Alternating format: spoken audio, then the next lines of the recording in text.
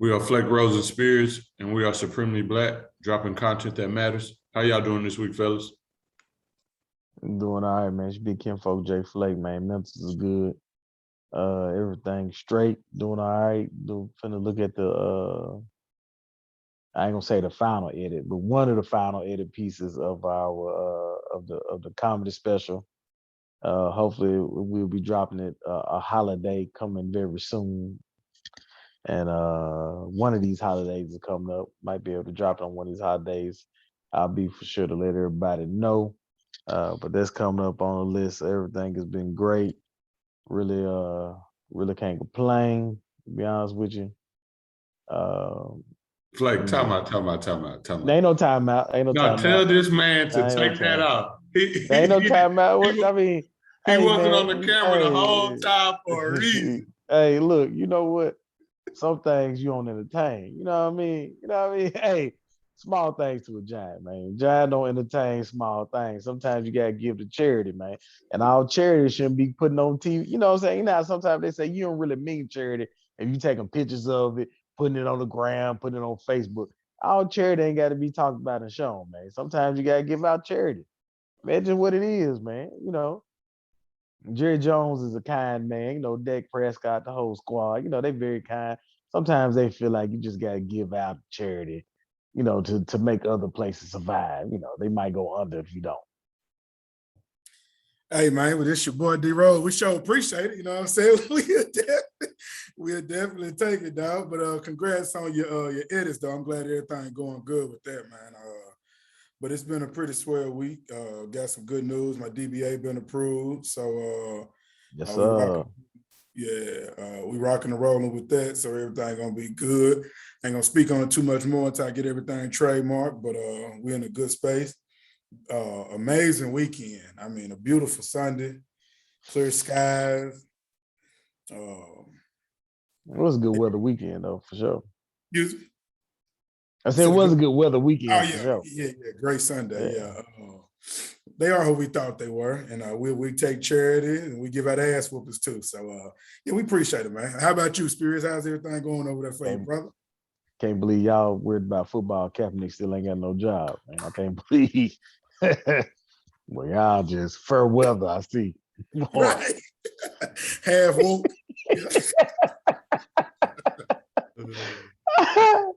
My week been good, though. My week been good. I solidified a school and hopefully a district. So you know what I called you about earlier or not. I solidified a school. Actually, 2 or 3 schools I solidified, but hopefully I get the whole district where we could go in and, you know, implement our mentorship program and, you know, talk to kids and the students and everything. So that's a blessing. So my week is going good so far, structuring some things out, knocking some things out. And then because I'm going to be in the schools, my point of contact, Mr. McCombs, Dr. McCombs, my big brother, which I call him, but he's also a mentor to me in a sense, in an aspect. He told me I might as well just start subbing there because I got a lack of teachers or whatnot. So then I could just be there or whatnot. So I might take him up on that offer and sub at the school. So then it'd just be easy to transition to the mentorship during the advisory periods when I'm in there talking to the students or whatnot. So my week's been good. Salute to you, Fleck, again. Hopefully you drop it sooner rather than later because I'm ready to check that boy out. So I would love if it's Thanksgiving, but that's me being selfish. I could wait till Christmas as well. So take your time, make sure it's a masterpiece, but salute to you on your first, but not your last special. That's for sure. Appreciate it. Salute D Rose on his compliment as well. Salute to you on that mentorship. And if that area, anything like Nashville, if you gonna sub, you gonna be subbing every day like a regular teacher. I know some comedians that sub, and it's like they regular job 5 days a week for real. They subbing every day of the week. Yeah. So yeah, he was telling me I'll probably be a long-term sub. So I'm cool with it because it's high school. So one is high school students, so I don't have to have the patience with younger kids that I do, you know, with high school, but then two, you know, the time. So it's not like I'm getting out at 4, I'm getting out around 2 something. So, you know, Right. that'd be a good and a blessing. So I wouldn't mind doing that, but I'm gonna go ahead and just see how this mentorship thing go first, and you know, get that structured and implemented, and then I'll follow the steps from there. So this week we're talking about Colin Kaepernick and his short special mini series that he has on Netflix called Colin in Black and White. And so I would just like to get y'all thoughts on what y'all thought about the overall production and the overall storyline, and just Colin and his upbringing, and then also see, was there something that you was missing? Did you want more from it? Were you expecting something different? Did it meet your expectations or exceed your expectations, or was it what you thought it would be? So whoever wants to jump in first can go right ahead. Man, I to me it was a good series. It wasn't what I expected. I thought, because I didn't look at any previews, anything before I started watching. I just turned on and started watching. I thought it'd be more discussion around you know, the latter year of his life and career and playing football, this, that, and the other. However, I was shocked that it was about the early years that went on in his life or whatnot. And I really did like that. I think the way it's set up, that they could possibly, you know, get another small series out of this, a mini series out of this, to go even deeper into his life. We can move into, you know, years after college. I mean, after high school, and speak about college and his beginning professional career. I think they should be able to do that. I think Ava DuVernay did an outstanding job with this miniseries. I like some of the things that it pointed out as well, and which we'll get deeper into. But overall, I think the series is great. I'm gonna be honest with y'all. I said I'm gonna watch like 2 episodes. When I first put it on, I was like, yeah, I'm gonna watch 2 episodes, check this out. Then, you know, I watch it again some other time. And to be honest with you, I ended up watching like 4 or 5 episodes in a row. Like, you know, I was glued to the TV. I was stuck on it. So outstanding job. I only got, it was a great series. Only thing I did like was like his narrating in and out. I like the way they kind of set it up, but it was I didn't really care to. It was cool, but I was like, maybe they could have did this a little better, you know. But Ava DuVernay just pretty much said she let him get, you know, kind of like the full reins on how he wanted to shoot it or whatnot. So I'm sure there was some compromise there with that. I don't know who idea that was. I can't say it was his or hers. I'm not for sure. But I mean, that was cool to somewhat. I didn't have to, you know, it was cool. That part. Rest of it was good though. Rest of it was fine. D-Rose.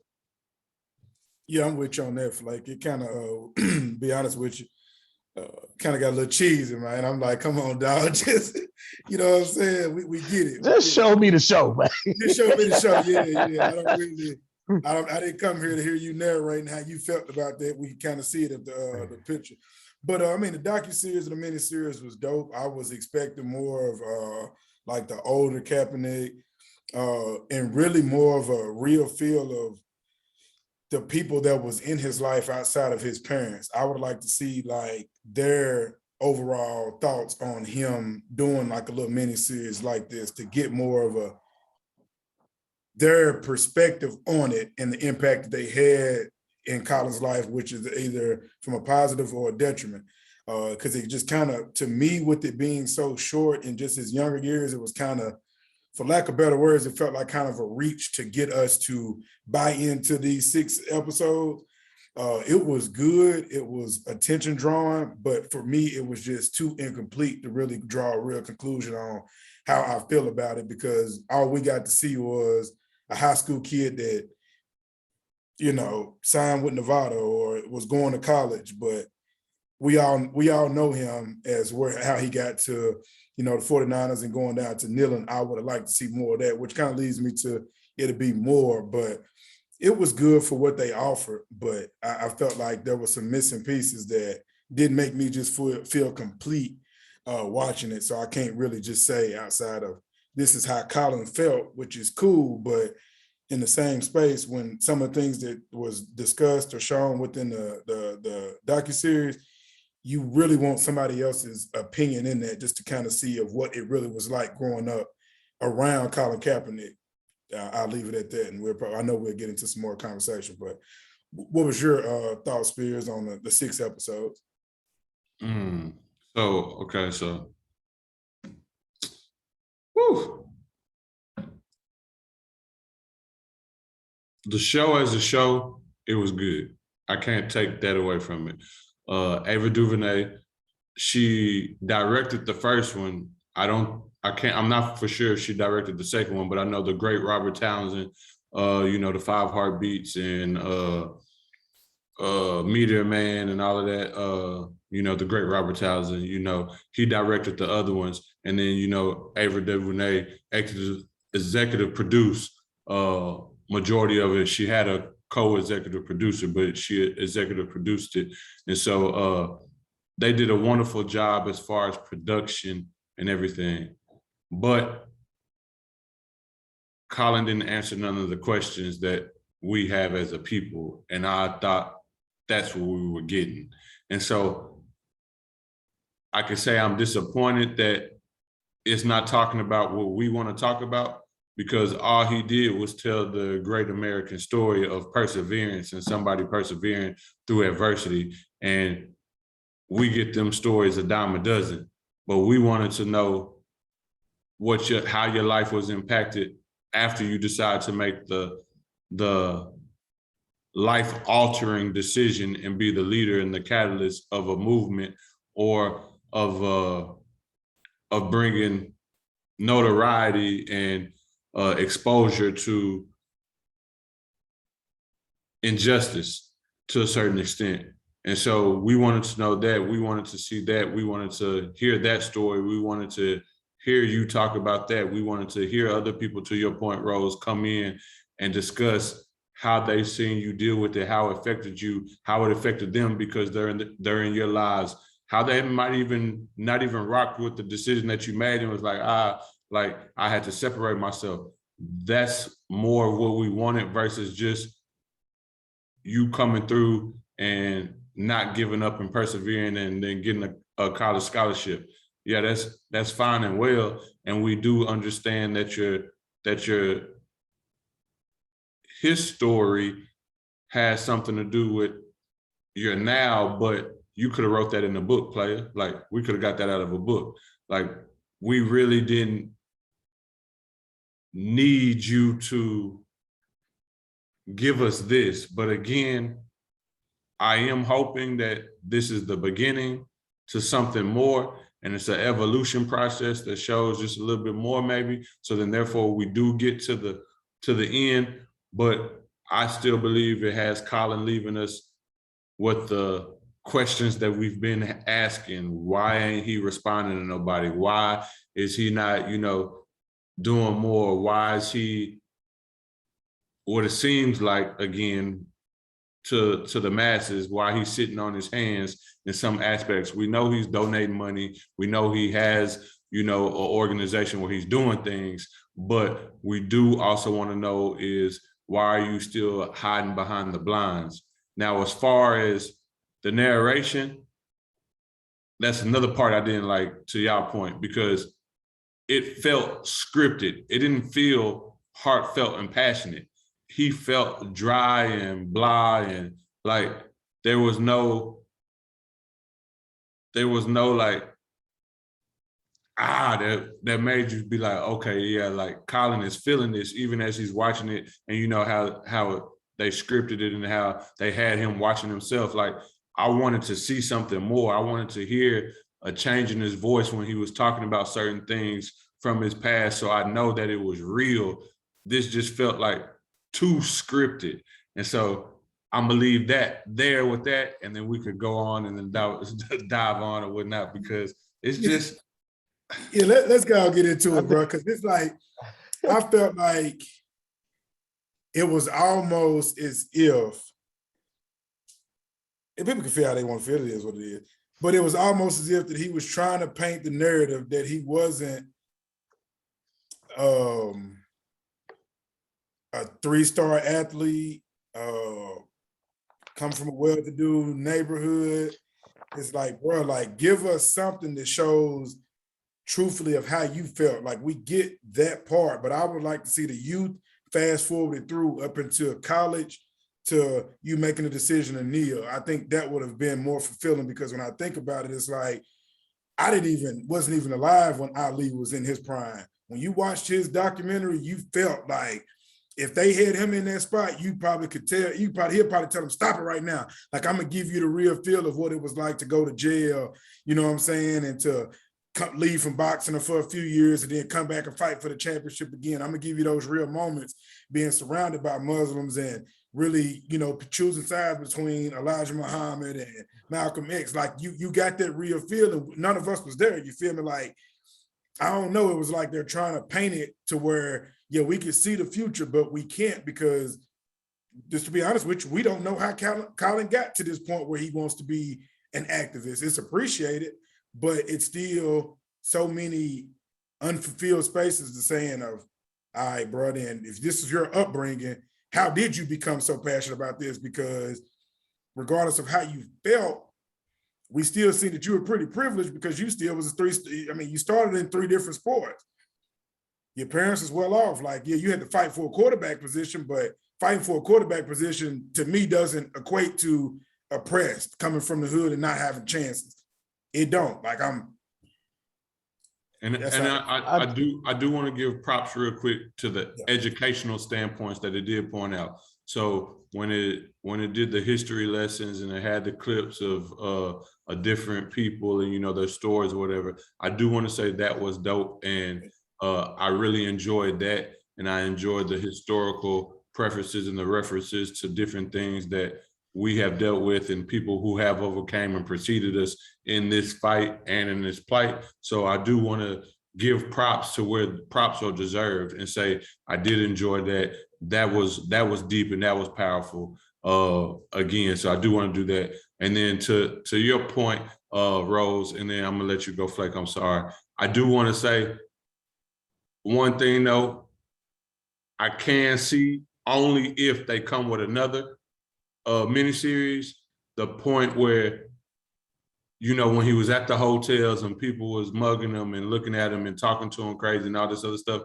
where that can be the beginning and that could have started the spark in him to finally decide to take a knee and stand for injustice and racism in his, you know, latter years in his age now. So I do want to say it only if they come with more in another miniseries that I could say, I can kind of see why they told this story, but I would have preferred him just write a book about this and then we get to the real stuff later. But go ahead, Flake. Yeah, I'm gonna say I agree with you, Spears, that yeah, it was the history points was great that was placed in there. I did appreciate that. As far as like the passion in between him talking and stuff, I think that's just him. You know how you get some people don't really get overly excited too much. I think that's his personality, and that's why to me it felt like kind of cheesy with an in between part. It was kind of like a Wonder Years type of deal, but it was no passion, or everybody hates Chris type of deal. But it wasn't any passion in it. But I think he's one of those people that don't get too overly excited. Like, I've ran across people like that. You know, they can hit the game winning shot and be like, "Yeah, man, we won. That was dope." And they be like, "Is you excited?" Like, yeah, dog. and that'd be it. So I mean, it might be his personality with that. And if that is, we might want to just cut that part out. Like, I ain't no director, I ain't no producer, I don't know. But it's just my opinion. You might want to cut that part out. As far as the series itself go, I do like the part, and I do like they showed this part. I'm disagree with y'all. I'm glad it wasn't in the book. I'm glad they showed it. My expectation is another miniseries is gonna come. I feel like so many people watch this, Netflix is gonna be like, all right, bet. When y'all want to do the next 5 or 6, how many more you want to do? So, you know, I'm appreciative of that, and I think it showed a lot of things that maybe other people don't see that we go through as Black people. You know, you could be surrounded by it, because I was one of those kids that played all three sports coming up and went to baseball tournaments, like we went to state and all this, and I'm staying in hotels, and my parents might not be there at the time, and I'm hanging with some white parents that we cool with, and folks looking at me strange, like, what he doing with them? Y'all good? Everything good over here? Being in a swim pool, and it's me and one of my other homeboys, the only black people on the whole team. And you looked at being crazy because y'all the only black people at that whole baseball tournament or in that swimming pool when y'all away from the field or whatnot, stuff like that. So, but white people sometimes don't pick up on the stuff that's said, like, oh, you're one of the good ones, and think they saying something bad. Yeah, that's something horrible. You don't say that to nobody, and especially, when you were a kid, like he was 16, 17, 15, 16, 17 years old, as they already say, black people look older than what we are, but for some reason we don't age. You never tell the age difference, and being accused of, can y'all hold it down? I won't have to leave from the hotel. You look over, and there's white kids over there wrestling, throwing a football in the hotel lobby, this and other. But people looking at you, and all you doing is chilling. You might laugh loud one time, and they come on, can y'all hold it down? We're like, bro, these cats over here almost damn broke a vase in the lobby, and you ain't said nothing to them. But, or like the thing with the ice cream, when he went up there, like, boom, his homeboy over there, he done got him 3 cups of ice cream. He went back and get another one. He was like, oh, she was like, oh, I think you already got one. Like, what you talking about? I mean, everybody done got one. I'm seeing cats go over here 2, 3, 4 times. You know what I'm saying? So it just be little stuff like that. And I'm glad he brought to the forefront that, that little racism, not the huge racism, but that little racism that is brought up. When he drove the van, they passed the same state trooper all the time, almost every weekend. Never got pulled over. When he drive, pulled over. Tell him to reach for his license. And I've been done like that. I don't reason why I can say I agree. I've been done like that. Hey, you can't get your license. Hold on, get your hands clear. Man, you told me to reach for the license. Like, what is we talking about here? Been pulled over for no reason, not speeding, not playing music loud, but the excuse was 10 do dark, playing music loud. I ain't got no system, and this is like 30% 10. Like, what are we talking about here? Now, Flake. That looked cringy to me. Yeah, that was cringy to me. Yeah. I'm gonna have to tell you this. I agree with everything you said, but nothing Colin went through ain't no other black person in America been through. Exactly. But my point is, though, white people don't even notice, they don't even look at that as being like racist, a little racist stuff. Like, you can talk to them, they be like, oh man, that ain't nothing. But no. I believe they know, they just act naive and oblivious to what they're doing. But I believe they know for a fact what they're doing, because no, what I'm saying from his parents' end. So you know how, like, he was feeling a certain way, but his parents was like, oh, there's nothing. Maybe you should cut your hair and stuff like this. Like, what type of shit is that? But I think they knew too, because they hid the picture of him with the black girl, but then they put the picture of him with the white girl up. Bro. That was so foul, bro. I think they knew. Yeah, because to me it was like, oh, go ahead. No, but like they were saying, he had mentioned before that they were always supportive of him. In this docuseries, I didn't get that they were very supportive. It seemed like he was trapped inside of really just playing sports, and they just knew he was going to make it out playing sports is what I got. I didn't really get like ultimate supportive adoption parents, and it kind of contradicts of what he had stated, that they had always supported him. Even the mother had said it, but this didn't show that. Now, see, yeah, go ahead. I do think they supported him, but I think they supported him the way that they know how. So like when the father told him to call his brother, and they did the videos for him or whatever, and then driving him around to all them camps and everything, and all of that, that's a lot. And that do cost money. Now, I know they might have had more money than a lot of us had or were privy to or privileged to have, but that's still a lot. And to drive and to do all of that stuff, I know that's a lot, because I had my parents do it once or twice when we could afford it. And I know we was driving from Texas to Iowa, because I went to Iowa camp. And then, TCU right around the corner, but from Arlington to Fort Worth for a TCU camp and stuff like that and everything. So I know that, and them camps ain't cheap. So I know that to do that is a lot, and they supported him in the way that they knew how. But I do feel you to the standpoint of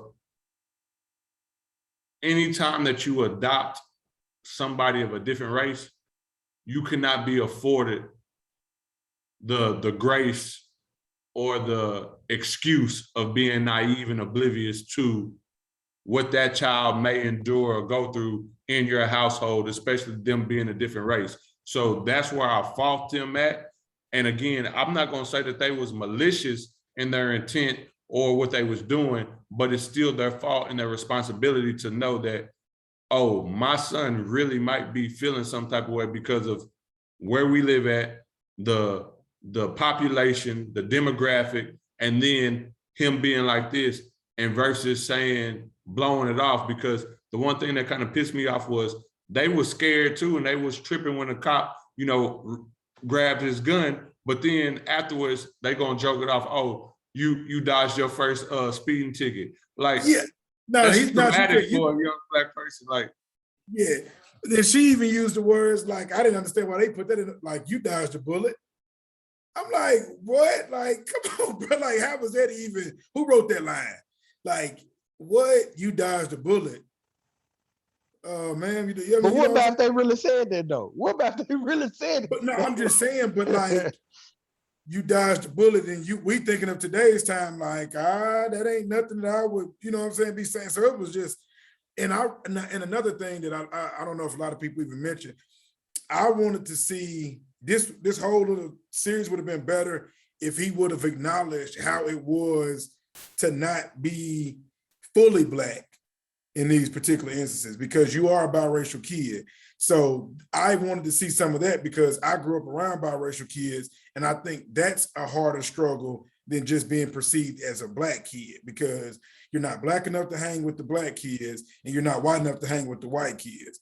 I wanted to see a little bit of that, because he wasn't, it's not like he was overly aggressive as a biracial kid. He was just a sports athlete. He wasn't like an intimidating look. He's light skinned. He got the hair. He doesn't look like the typical Black person. You feel me? So I think I would have liked to see that, because I know he had to balance that as well. Like, well, I think from the show where they saying he grew up at, he might not have had to battle that too much, because it wasn't too many Black kids around for them saying he ain't Black enough to hang his homies with the Black kid. Well, he was hanging with his homies, but it wasn't. Well, it was about 2 or 3. We don't know what it really was, but on his show it went up to like 2 or 3, and everybody else was white. So he wasn't Black enough to get the Black girl. He wouldn't. The Black girl thought since she was trying to holler at him or whatnot. So it let me know when his homeboy was like, man, you ought to be hollering at the white girl instead of the Black girl. They kind of let me know that, like, okay, it ain't nothing but like 5 to 10 of y'all in this whole school then, if that's the case. So that's who you've been around this entire time or whatnot. So for somebody to be saying that, but that might not have been his story of plight. Yeah, I was just gonna say real quick from just from the series, it seemed like sports alleviated that problem for him. So because he was a 3-star athlete, he was able to fit in with the Black people. And again, to Flex point, it didn't seem like there was that many, but then he was also ingratiated by the white folks because he was the token athlete, the token boy, the star athlete. So then therefore there wasn't really no issues in his community because everybody knew him and everybody admired him or commandeered him because of his athletic status and stature. So I don't know if he really had to deal with that in his actual community or where he grew up at. So my question, we touched on it briefly, and I touched on it more than y'all, but well, no. I'm gonna backtrack on that. Why open it with the NFL if you're not gonna dive into the NFL? That's what I want to know. Why open it with the way that the combine is in slavery if you're not gonna dive in? Because you gave the viewers the idea of we was getting to the shit. We was getting to the nitty gritty. But then that was it. Yeah. I think it was one of those situations like we know who you are, so let's start with this, give you a cliffhanger. And that's why I say it only makes sense that I believe that they told him if this do well, we gonna do a second miniseries. Cause you're right. At first I was like, oh yeah, we about to get to it. But then after that was it. And after I got done watching the whole thing, I was like, there's no way possible they finna leave us hanging with just these 6 episodes and not come out with something else next year. Like it's no way possible in 2022 we don't get another miniseries of this. If we do, it's a complete fail on their end on not just jumping straight into the shit. Because my thing is if this was gonna be it, we need y'all to jump straight into what it's gonna be. Let's hit the hard hitters. Let's hit the heavy part. You meeting with the Army Ranger, all that. We need to hit every bit of that. That's the only reason I just have faith that, and I could be wrong. And if I'm wrong, I'm gonna be mad as hell. That it's gonna be a whole nother 6 episodes or 10 episodes after this, and then possibly like a 3-part series. You know what I'm saying? Where a total of somewhere between 15 to 20 episodes. I mean, that's just what I think. In my creative mind, that could only make sense. And then we gonna cycle back around to, the NFL and how it's kind of like them, buying slaves and all this good stuff. I'm just gonna keep my hopes on that. I might be wrong, but I'm just gonna keep my hope high on knowing Ava DuVernay and the work she's done. That wouldn't, and Robert Townsend, that wouldn't leave. Even they would be like, "Player, we just can't leave it at this, Colin. Like, either you gonna sign off on it, and we'll do the rest ourselves. Like, but we can't end it like this." I for time's sake, because I'm pretty sure we're gonna have to do a part 2 to this, because that's a hell of a question. But I mean, we both know, if we just being real, he knew, or they knew as directors, what would draw our attention. And every single episode, as they were going back and like touching bases on some of the stuff that was covered, as they're going through them and like catching back up on it, we felt that was going to be the moment before they closed it out, that they were going to touch bases on what was that comparison like. Because when you think about slavery, wasn't an option. It's not like we came over here and was like, hey, we're trying to audition for slavery. You feel me? So you're going through all this. You get invited to the NFL draft. And then, yes, they do your measurements. Yes, they look for everything, and it could be abnormality, all of that. But I didn't care for the comparison, because for people that are ancestors, if I have ancestors that were slaves, it's not like they got off the boat and was like, hey, we're trying our best to get into this league that y'all have of slavery, and this is what we got to go through to get there, because they didn't get paid hundreds of millions to play or get examined. They were forced into labor, separated from their kids, killed, pushed off of boats. To me, terrible, terrible, terrible comparison. Like, I ain't with that, because white people went through it, even though there was white slaves. I get it. But if that's what you're going to reach with, you better come with the hammer after that, because once you compare some of our ancestors to getting paid millions of dollars, I'm going to need you to come with it, my boy. I don't need you to hold back nothing after that. I don't need no cheesy police about to shoot you. I think some underlining.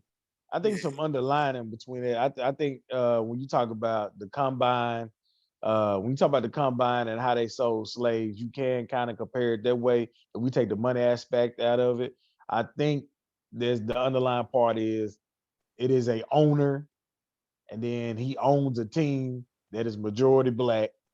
And I think he's taking a shot at majority of these owners is slick racist.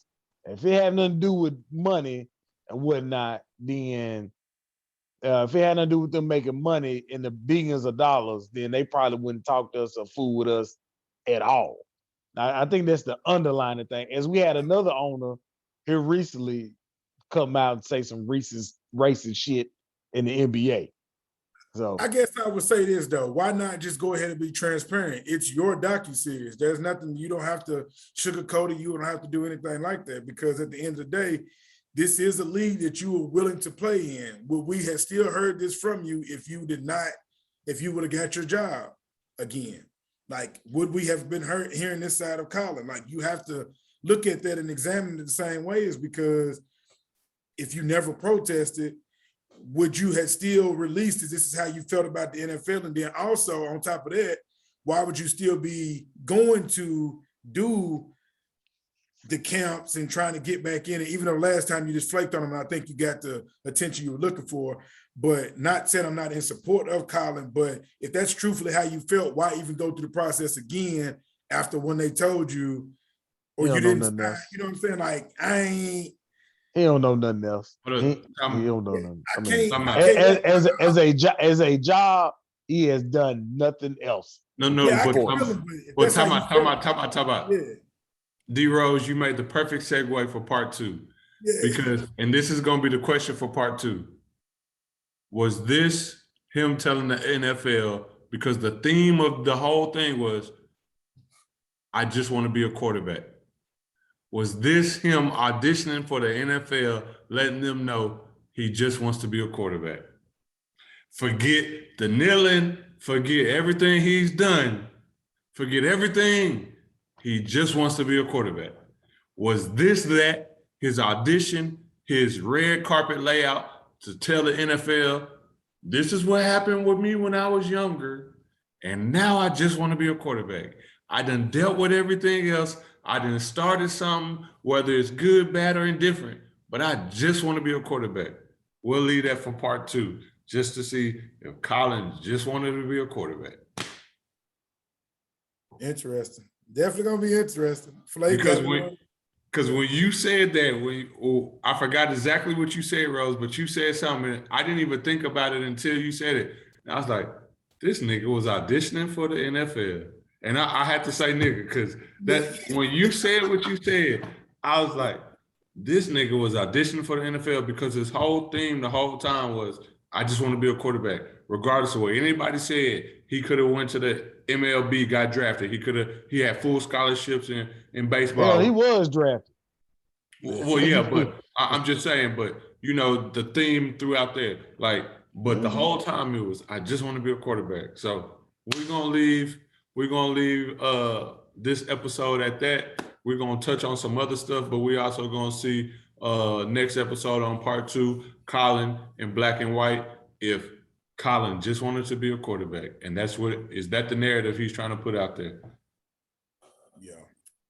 That's gonna be a good one. Yeah, that's gonna be a good one. We're gonna see. We definitely gonna see. So right now, if y'all don't have nothing else to add, or if y'all don't want to talk about nothing else, like if y'all don't want to talk about Aaron Rodgers, because most stuff came out since he did his interview, but we could discuss that on the next episode too, because that's a quick discussion. That nigga, yeah, that nigga's a liar. At the end of the day, I'm gonna tell you this, man. Like you said, that's a quick one. Shout out to that boy AR12, man. I might get a jersey. I ain't even no Packers fan, dog. To hell with them people, bro. Like, at the end of the day, they wasn't really checking like that unless he made it to the media. That's all it is. And people trying to make it a race thing. It's different states. NFL ain't pushing for you to be it. He been doing his own thing. Clearly, the Packers camp did not care that he was not did not get the Super Juice. And that's just the difference between the two. It's the difference between people actually being forced into believing that this is just something that everybody has to follow. He said what he said. Just lied. He could be a lie. But he just lied. I mean, it ain't. I can't compare, but I can't compare the two. Like, people trying to compare. I can't even compare it to Kyrie just came out and just said, "Nah, I ain't doing it. Y'all ain't gonna make me do it." And whatever consequence is. This man here just straight up lied and said went away around saying he got super juice just so he could still play. Like, he just lied. That was it. They should know that though, because everybody else had a documented. So I mean, it's not like, I don't think he lied. I just don't think they care, bro. No, he lied. He definitely it's on tape. It's on tape. Didn't he say he has allergies to 2 of the vaccines? But he just said that now. He just said just came out with that. But they didn't care, bro, because if he would never caught it, nobody would have cared. That's what he said he was immunized in the beginning. That's exactly what he said. If you look up that definition, it says you got super juice. No, but I will I will agree with you to this point, Rose. I think the Packers knew. I'm not sure how much the NFL knew. So the Packers was in cahoots with him, and I don't know if all of his teammates were knowledgeable of it, but I want to say the Packers was in cahoots with him. But the thing that separates him from Kyrie, and this makes me respect Kyrie more, and he's making Kyrie look that much better for the stand he took. Kyrie was willing to lose money, to do everything, to stand on his 2 feet and to stand on his belief and what he was trying to do and say, I'm not doing it. So it don't matter if it takes money from me, if it takes endorsements, do anything like this, I'm doing this. Aaron Rodgers was trying to lie to get his bread, to keep his endorsements, and then also putting people at risk or whatever for not being knowledgeable enough front and saying, oh yeah, I'm immunized. Right.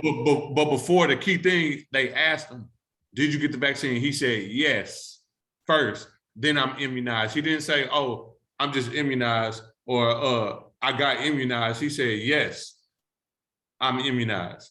So he just flat out lied. And then said, I don't judge the ones who are not.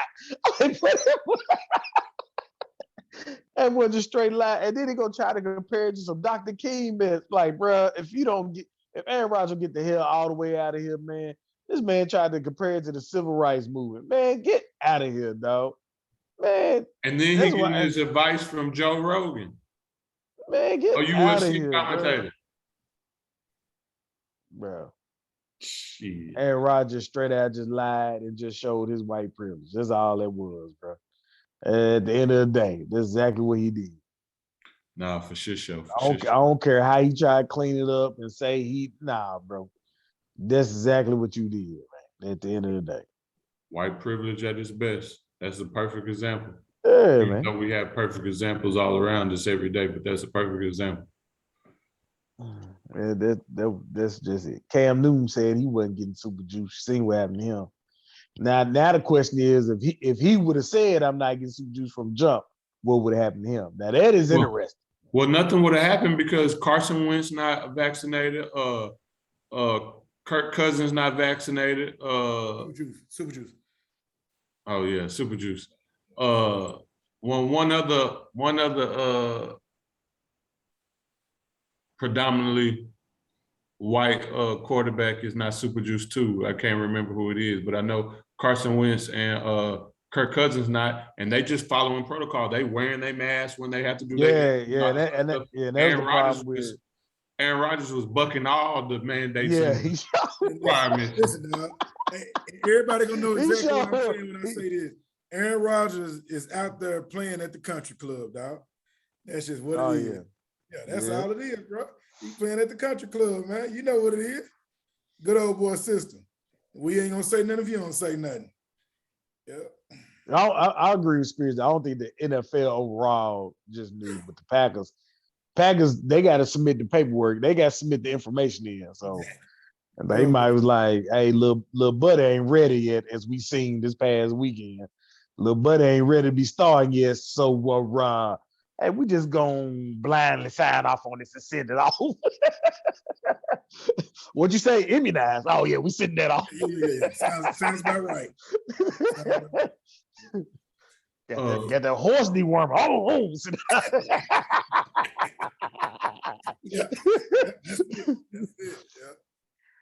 Well, there ain't no option for immunized, so I'm just gonna check vaccine. Super juice, and that's what they do. Yeah. Kind of like never mind. I ain't gonna go there. I was gonna take it to a whole nother spot, but never mind. We'll leave that alone. Yeah, we ain't trying to get canceled, so yeah. A lot of check marks being a lot of new boxes on these. Running back saying, cut it off. We'll leave it alone. Boy. So for our Black Business Minute, we have Roam Loud. It's an athleisure and activewear apparel. You can find them at roamloud.com, ROAMLOUD.com. Hey there, I'm Toyin Omasori. Excuse me if I butchered your name, Queen, but I'm Toyin Omasori, leading the charge as a wanderer-in-chief of Rome Loud, a premium brand of activewear and athleisure apparel. I am Liberian, Nigerian, American born and raised in Providence, Rhode Island. I was inspired to create this brand for two reasons. I wanted to unapologetically create a lifestyle where brown skin is at the forefront and not an afterthought. There are so many women like myself that value health and wellness in every aspect of their lives. So why not a brand that supports that journey through premium pieces where we are seen and celebrated? Cynthia Gray, my maternal grandmother, was my second source of inspiration. Her personality and legacy embodied the essence of roaming loud in the world. As a wanderer, we encourage you to live a life of freedom. No more boxes of expectations, color outside the lines, live on your own terms, because if not now, when? One more piece about them. The manifesto is we are the act of navigating the world boldly. We are a call to action in public service, announcement to move through the world on our own terms. Too often we create boxes and limitations for ourselves that leave us unhappy and unfulfilled. We are seen, we are heard. This is our time to color outside the lines, break the rules of normalcy, live on our terms, do us, be us, and feel good doing it. That's the manifesto for RoamLoud.com and athleisure and activewear apparel for women. And so we just wanted to salute you, Queen, for what you're doing for the culture and for us as a people, but also for our Black women and queens.